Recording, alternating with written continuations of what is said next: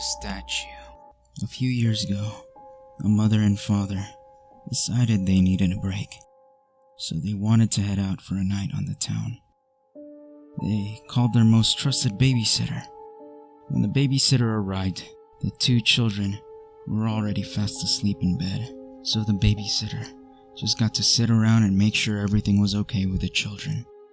Later that night, the babysitter got bored and went to watch TV, but she couldn't watch it downstairs because they did not have cable downstairs.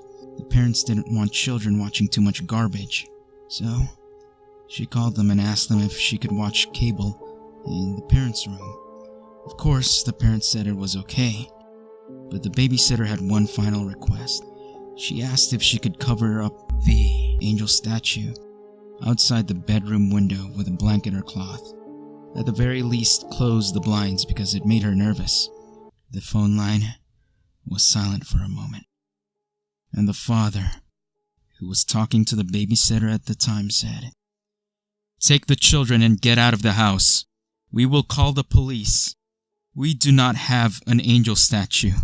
The police found all three of the house occupants dead within 10 minutes of the call. No statue was found. Camping. A few months ago, a friend of mine, who is an up-and-coming nature photographer, decided to spend a day and night alone in the woods outside of our town. She wanted to get photos of the woods and wildlife as naturally as she could for her portfolio. She wasn't afraid of being alone, as she had camped by herself many times before. She set up a tent in the middle of a small clearing and spent the day taking pictures. She filled up 4 rolls of film on that trip, but when she went and got them developed, she saw 4 pictures that unsettled her. These 4 pictures were taken from inside the tent, of her, asleep in the middle of the night. Her name. It wasn't a big deal at first, you know. It was just another story online. One you'd read in the comments of a YouTube video, designed to scaring you into posting it on 8 other videos. You know the kind, where you die a horrible death, or your crush will reject you if you don't spread the word. I didn't think anything of it at the time, but now it's the only thing I can think about. The comment started by saying that she hasn't left the poster alone in days, and by reading this, she'll come for you. I don't even remember the exact wording, because it was late, and I was tired, and I had seen 100 other comments like it before. I forgot all about it, until she started coming after me. It started with little things. A flash in the corner of my vision, a strange shadow on the hallway floor. Then it got worse. I started to hear whispering. When I was alone in the house giggling, the sound of footsteps. I now know that she was teasing me, sort of like how a cat will clamp its paw over a mouse's tail and bat at it before it kills it. Mirrors were the worst. She liked to stand just out of frame when I was brushing my hair, so when I shifted my head to get the other side, she would be there, standing next to the bookshelf with her long tangled hair, matted with blood, falling down her shoulders, and that grin. Oh God, that grin. Her teeth were always bloody. I was never sure if it was her blood, or I don't even know. Every night, it seemed to get worse.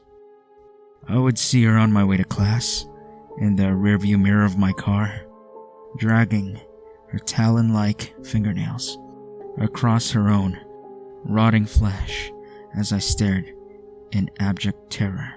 For a while, I put it off to sleep deprivation. Finals, you know. And then she came to me.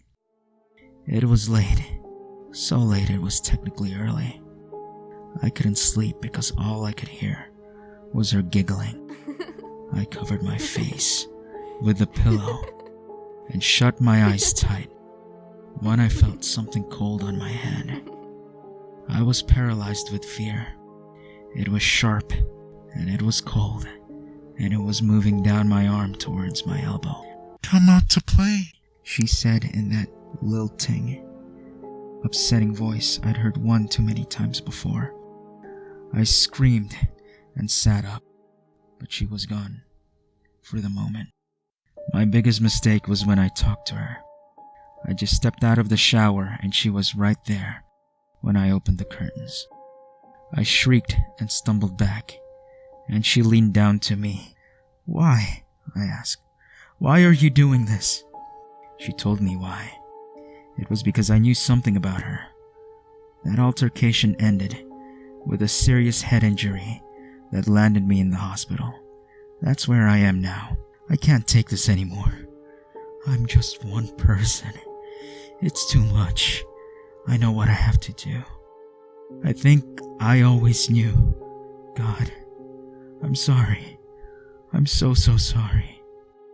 Her name is Nora. She should be there soon.